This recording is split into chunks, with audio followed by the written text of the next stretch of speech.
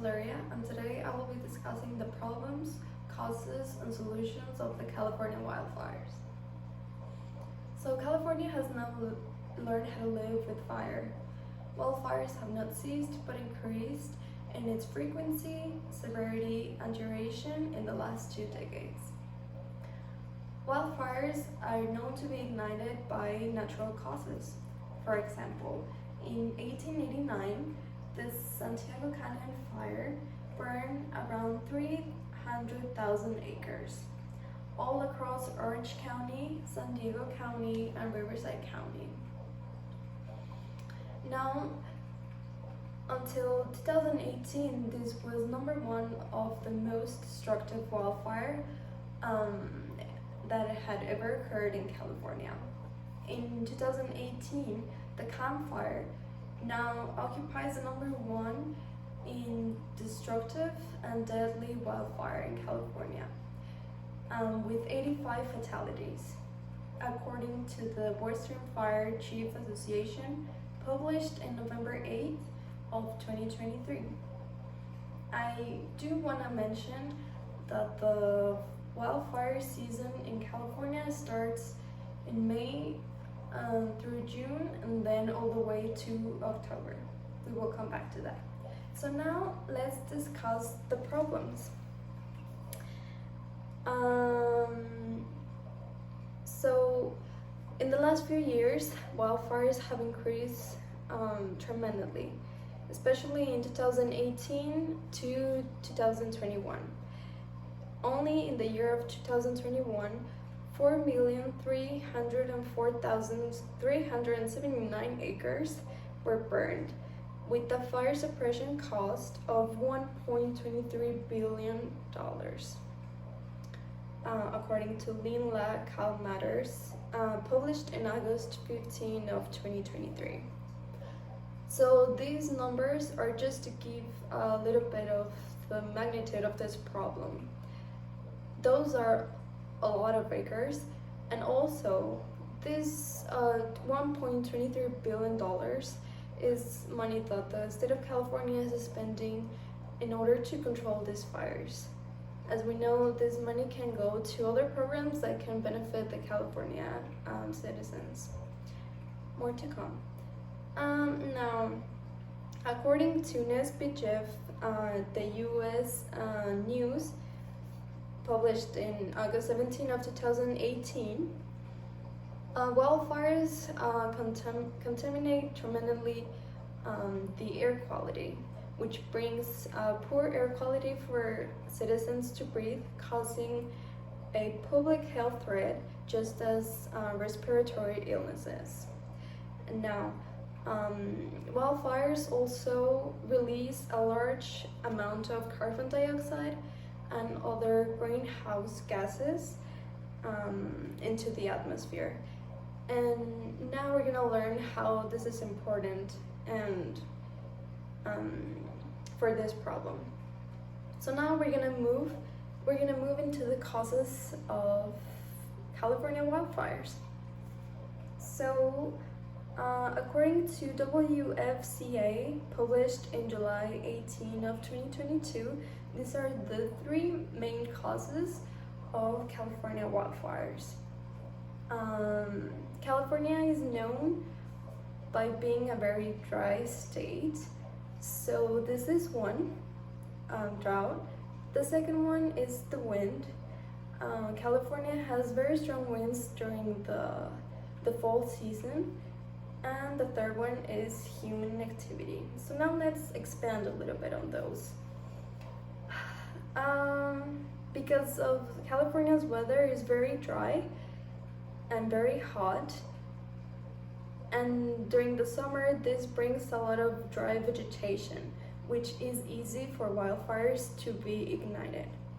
Now, winds during the fall season, when you have a very hot weather and you add wind, this can be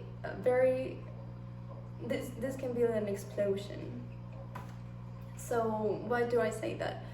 As if we go back to the most destructive wildfire in California, This was back in November of 2018, which was interesting to me because of the month. I would expect a very destructive wildfire to be in July, but this was in November.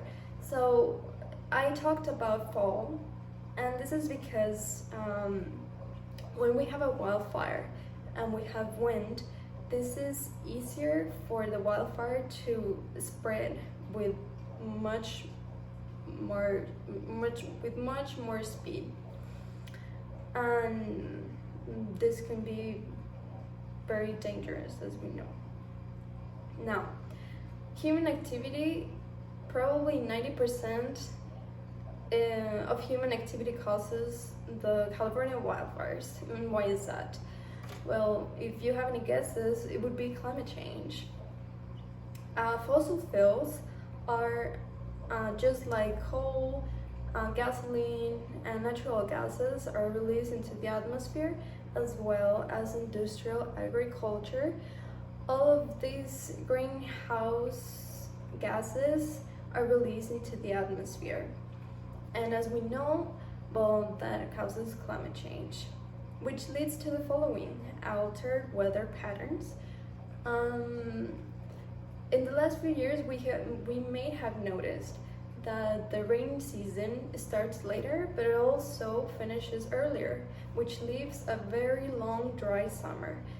This leads to dry vegetation, and as I mentioned before, it is easier to ignite wildfires. And the last one is the heat from the sun. Usually the heat from the sun is released through the atmosphere, but now with the greenhouse gases, this heat is being absorbed and redirected into our Earth, which causes global warming. Now, and this is all based on the World Health Organization, published in April of 2023. Okay, so now that we know some of the causes, let's go into the solutions. So the Forest Service U.S. Department of Agriculture proposes the cohesive strategy in May 2014. And these are three main challenges. The first one is ecological restoration, which is to build a more resilient and more resistant ecosystem to wildfires. The second one is the fire adapted communities. This is particularly important because it's building houses and the surroundings that are prepared in case of wildfire. And one of the examples that we can use is the distance that is left between a structure and the surrounding of that structure. And the third one, effective wildfire strategy defense. Although these three strategies might be more focused for those who are experts and for the government in order to invest funding to take these initiatives to reality.